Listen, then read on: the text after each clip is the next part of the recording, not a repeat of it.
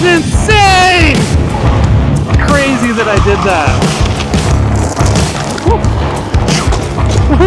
That was a shot of adrenaline right there.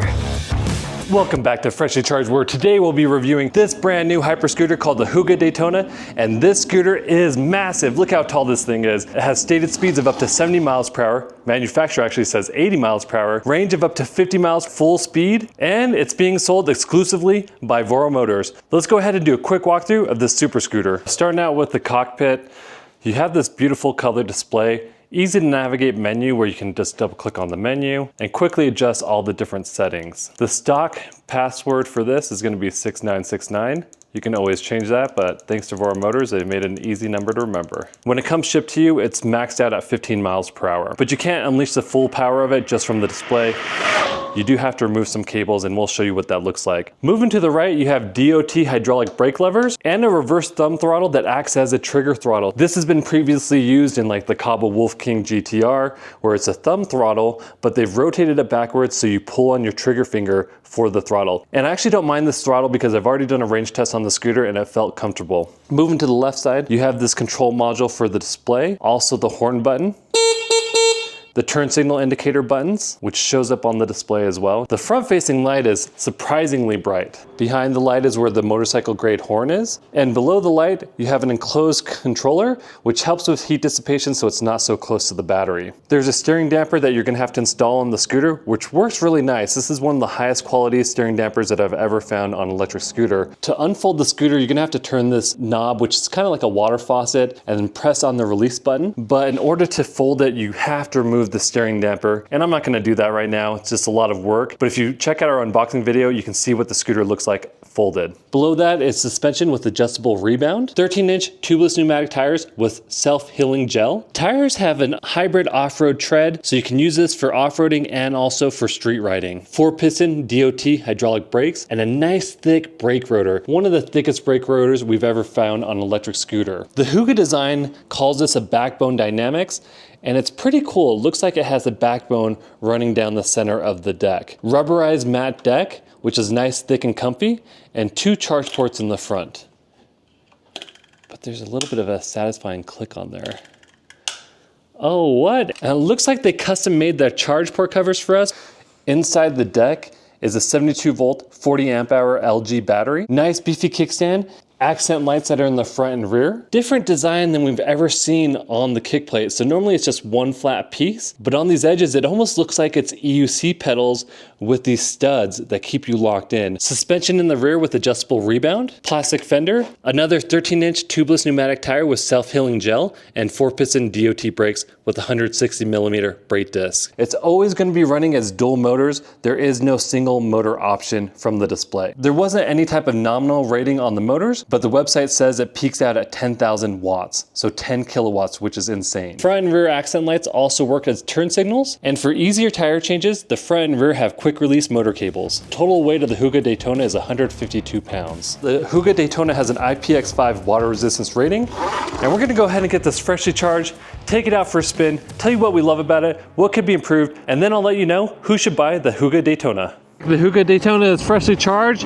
I'm just gonna go ahead and start it out with the speed run. On my way there, I'm gonna do some off-roading. So the beauty of this scooter is it's so tall, massive tires, great suspension, and they say that this should do great off-road and also on-road. So we'll put it to the test and adjust the suspension when we get there.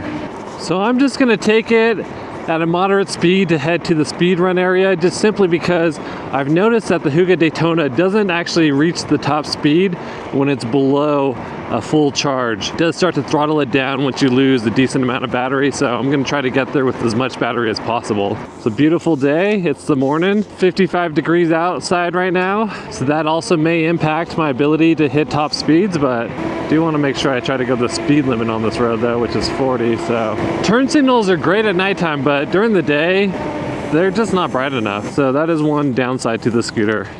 And also, its turning radius is not that great. It is very clunky to move. Coming under this tunnel. All right, so here we hit the off-road trail. What I'm going to do is adjust the suspension real quick. So real easily, I'm gonna adjust it to more of a fast suspension. Going the negative direction will speed up the suspension, absorb the bumps better as I'm going through it. And then when I get over there, when I go do that speed run, I'm gonna reduce it so. But okay, let's take it on this off-road trail. Oh man, it's handling pretty well. Surprisingly soft and squishy coming through here. So let's not go too fast though, just because these are blind turns. Ooh, that was muddy. And nice thing is though, is these tires are massive. Skinny tires in that mud would have just gotten sucked in, but these massive tires helped with the surface area to roll right over that mud. Excuse me. Hello. Sorry. Your left, excuse me. Thank you. Yep, so that's why you go slow around those blind turns. I did not expect it to roll right over that muddy part so easily. So this is really bumpy through here. Chatter, chatter, chatter. Oh, did pretty good.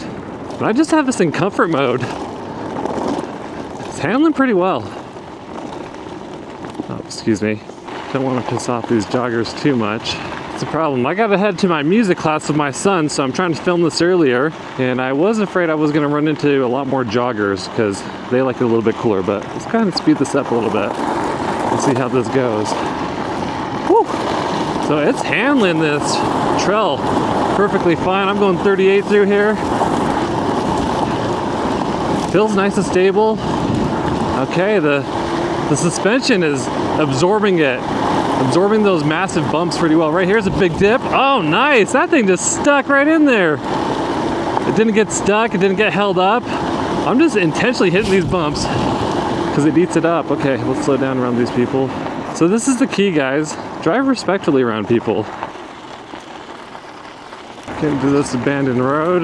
There's a lot of joggers on here though. The scooter does come locked at 15 miles per hour, so there is some things that you need to do in order to reach the top speed. Oh, you just have to undo this cable wrap that's right here next to the controllers, and you'll see that these white and red cables are connected. So they were connected when I first got it. There's one on this side. There's also another one right here, and you're just gonna simply disconnect it, power the scooter off and on, and then you're going to be able to unleash the beast inside of the scooter. Let's get the draggy ready. Let's move it to plus on the suspension, all the way rotating it. I'll do a high speed test. How's it going? It's good.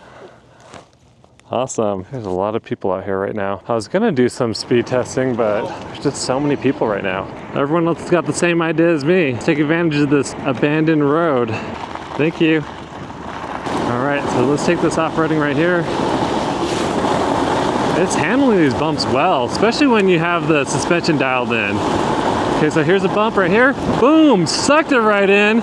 It's crazy. Whoa, this is nuts. It's very plush. It's like riding a Cadillac.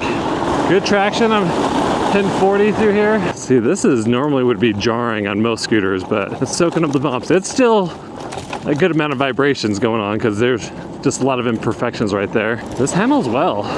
And it pulls well too. I love the way it pulls when you press down on the throttle. So, and buttery smooth as well too. So that's the nice thing about the sine wave controllers on this scooter. Excuse me. Thank you. Good morning. See, if you're just nice and go slow by people, they'll tell you good morning. If you're a jerk and fly by them, they'll be pretty pissed. We're gonna test it out on this road. I feel good enough to put it on the main road for a high-speed test. Surprisingly stable. I've already done a range test with the scooter and I'll show you guys those results. I'm already at 90% though, so their claims of up to 50 miles at full speed riding, I don't really buy it at all. You really have to probably stay underneath 30 miles per hour or less to really hit that 50 miles of range. Okay. Dialing it in. Lefty, tighty. Okay. Maybe I should get on and off the freeway. What do you guys think about that idea? Just kidding. Alrighty. Boost mode. Beast mode. Okay. Oh no. Okay. Let's launch right after this truck. Let's go. 33, 40, 48, 52, 74. I'm gonna say it's 74, 75 on the display. 77! Oh! I'm catching up way too fast to the car, so gotta slow down. And dang, I did not expect that to hit 77 on the display. But we'll see what the draggy says. So I didn't get quite the acceleration times early because of that truck pulling out on me. All right, so crazy. It said 77 on the display. I hit 74 miles per hour, so display is actually pretty accurate. I want to get some real acceleration numbers for you guys. And wear your safety gear, guys. I've got like full motorcycle gear on. And this scooter is really stable at high speeds. I did not feel any shakes, shimmies at all. Felt really solid, and it was going 74 up this slight hill right here at the end of it. And I think I would have hit a higher speed at first if I didn't get blocked off by that 18-wheeler. So we're gonna try it again. And hopefully the battery doesn't throttle out my top speed. We're in beast mode. Looks good to go. All right, 20, 27, 34, 42, 67. That's what I was worried about. This scooter, as soon as you get below a certain charge, it does start to kind of taper down the top speeds that you can hit. And right now I'm at 79% battery, and I only hit 67 on the display when, as you saw my last run, I hit 77 on the display. So, holy moly. So this one said I hit 65 miles per hour, 0 to 65 in 33.10. So that's just something to keep in mind, is that this scooter is super fast when it's freshly charged. However, as you get lower and lower, it's gonna start to reduce your top speed. And it's still fast, it's just not as fast. Excited that I hit VoroMotors claimed 70 mile per hour top speed. If I had a battery at 100%, I really think I could possibly hit that 80 mile per hour claimed top speed from the manufacturer. All right, you guys are in luck. One more try, 97% charge. Gotta set up the draggy and give it a shot. Going for 80. I'm just gonna go for it. Whoa. Okay, that was a bad start too, again. Let me get my visor down. 52. 74, 76, 78, 79, 80 on the display, 81 on the display. Holy cow, that is insane.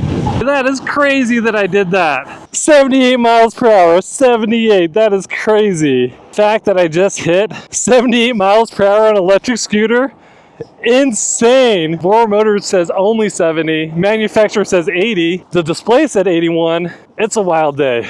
Holy cow, that was a shot of adrenaline right there. The fact that I just hit 78 miles per hour on the Hooga Daytona, wild. I'm glad I came back and did it at a full charge. But I'm gonna go ahead and ride to my next stop and then tell you what I love about the Hooga Daytona. Wow, so this scooter is pretty epic. I've been loving it, having a great time testing out the top speed of it, the range. So let's go ahead and just dive into what I love about this scooter.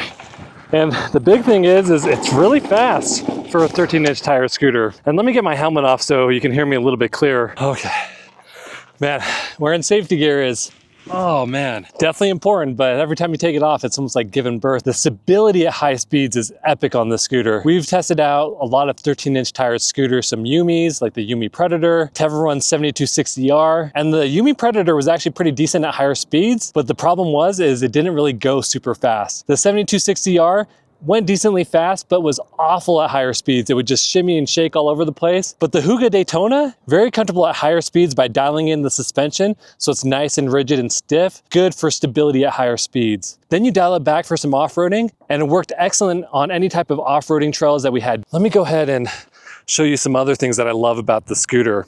I do love that the range changes depending on the speed mode that you're in. So if I go all the way up into beast mode and I start riding it, it'll start tapering down the range. If I go down to eco mode and start riding it more conservatively, I'll see the range jump up. What we would see on a lot of previous scooters is when you're at 100%, it would hold that 100%. It wasn't accurate showing you what your full battery capacity was. The Daytona has been extremely accurate where it starts at 100 and as soon as I start moving, it starts tapering down. So I don't have that false security that I have more battery than I think. So I mentioned that I love the display being accurate for the battery levels, but one thing I do like about it as well is that it's easy to navigate through all the different settings. There's not a lot of settings on here, so you can't really change the power delivered to each motor like we have seen on other hyper scooters. Being that it's a TFT LCD display, ultra crisp, easy to read in direct sunlight, even with polarized sunglasses on. 4-piston DOT hydraulic brakes. So these are really designed to be on the road. So very smart for Huga to actually add DOT motorcycle grade brakes. The best brakes that I've ever felt on an electric scooter. The way they modulate is very strong and smooth. So a lot of these electric scooters, as soon as you go to brake really hard, your tires are going to slide out. The Daytona actually takes a decent amount of modulation, so once you press halfway down on it, it's actually really strong braking, but you don't have to press all the way down hard to get it to stop. And I'm not sure if that really makes sense, but just trust me on this, these are the best brakes I've ever felt on an electric scooter, especially one that weighs 150 pounds. So the front-facing light is super bright. Very smart design that they've separated the controller from the battery. So a lot of these other scooters that are high performance scooters, unfortunately they stick the controller next to the battery and both of those things get hot. It just leads to controllers that can overheat, maybe damaging the BMS, and then you're dealing with some lithium issues. Steering damper, well needed. You're going fast on this scooter. All scooters that go super fast should have a steering damper. I don't care if people tell you that it's a marketing scheme. That's why you see sports bikes that are going super fast, they also have steering dampers on them. The tires are nice and cushy, and then the treading on it is great for off-roading and street riding. I've yet to have any issues where I feel like it's slipping out on me on off-road trails. This throttle setup, at first it did feel awkward because I'm so used to using my thumb or using my trigger finger upright. Never have I had a trigger throttle where I can actually keep my fingers wrapped around the handlebars, but I do expect other manufacturers to start copying it because it just feels nice, and other people are going to probably say the same thing. The folding mechanism is rock solid. Suspension is great that it's quickly adjustable. I have loved how much grip I get on this kick plate. This being in the center, I felt that it was going to be awkward when putting my feet up, but most of the time I'm resting my feet up on this corner or the opposite corner. So I'm really not using the centerpiece, and it hasn't felt awkward at all. It's kept me locked in, especially at those higher speeds. You don't want to feel like you're shimmying or shaking or that your foot could slide off of the deck. The handlebars are nice and wide. Some of the longest that I've ever found on an electric scooter. Great for stability at higher speeds. It's one of the coolest looking scooters. It's got this really neat backbone design that looks like it's a spine through the middle. And I was also worried about this being in the center where my feet would feel kind of awkward being uneven, but I keep it on each side. So I keep my left foot right here, my right foot locked in the rear. And I've yet to have any issues where I feel like that being in the center has caused me to slide around or lose any type of grip. Never seen this kickstand before, but does a good job. 2 charge ports. My favorite part is I feel like they custom made this for us. Look at that, it looks just like a freshly charged logo. These upgraded buttons are nice and sleek. Work really well, ergonomic for your thumbs to control everything. Overall, I'm having an excellent time on the Hooga Daytona, but it's not perfect. Just like every other scooter out there, there is some things that could be improved on it. And so at my next stop, I'm gonna tell you what could be improved on the Hooga Daytona. So this is how stable the scooter is. I'm recording this one-handed. Steering damper works well. I'm just trying to get some better B-roll shots for you guys since Jimmy's not available. You know, we have day jobs, guys, so if you didn't know, we don't do this full-time. We would love to do it full-time. That's why you guys need to subscribe to this channel if you're not, and give it a thumbs up, and make sure to hit that bell for notifications for when new videos release, because who else is pushing the scooter to 78 miles per hour? We love our community. We're very thankful for you guys to give us the opportunity to test out these really awesome toys. Let me go ahead and show you the difference in the suspension. I'm not a huge fan of is that I have to remove the steering damper in order to fold it. So you have to carry a tool with you. Turn signals aren't very bright during the day. At nighttime, you can actually see them pretty good. There are range estimates of saying that you can go up to 50 miles at high speeds. It's just not true. The other issue I have is the charge rate. It only comes with a 4-amp charger. It's gonna take you 10 hours to charge from empty to full. Maybe like a TPS monitor. That would be sweet if they just put that stock on the scooter, but you can get that from like companies called PidZoom. The only reason why I would like it is because going 80 miles per hour, you want to make sure that you have the correct tire pressure. How fast do you think it goes? 60. 60, that's a good guess. Yeah? I just did 78 on it. Did you really? 78. Oh, you are a madman, sir. My respects to you. Yeah. That's amazing. It's like the Lambo, right? It's like the Lambo of scooters, isn't it? Yeah, I'm too poor to afford a Lambo, but 78 miles an hour. 78 miles per hour, yeah. Wow. That's awesome. So cool. If I look envious, it's because I am. Oh, thanks, man. Have a good What is another great thing about this scooter is that it is a huge conversation starter because it's so massive. Everybody wants to talk about it. Everybody's astonished when they look at it. The other thing that I guess I wish could be improved on this is that it has a louder motorcycle grade horn. The Daytona is only rated as an IPX5 water resistance rating, so it should be able to handle light sprays of water and light rain. And then really my last thing is this deck gets dirty really easily, but the big thing about it is it has some very deep channels. You really have to get in and scrub each channel if you want a nice clean looking scooter at all times. So I'm gonna go ahead and keep riding, and as I ride, I'm gonna tell you who should buy the Hooga Daytona. So there is one thing that I forgot to mention, the turning radius on this scooter. If you have to ever make any tight turns, it's a wide turner, so just keep that in mind. If you like fast, powerful scooters that are safe and stable, I can't think of another better one that does off-roading, rides the streets perfectly fine, absorbs all the bumps with ease. Thanks for tuning in. Check out our full written review at freshlycharged.com, and make sure that when you ride, wear your safety gear, especially if you're gonna hit 78 miles per hour. Yee!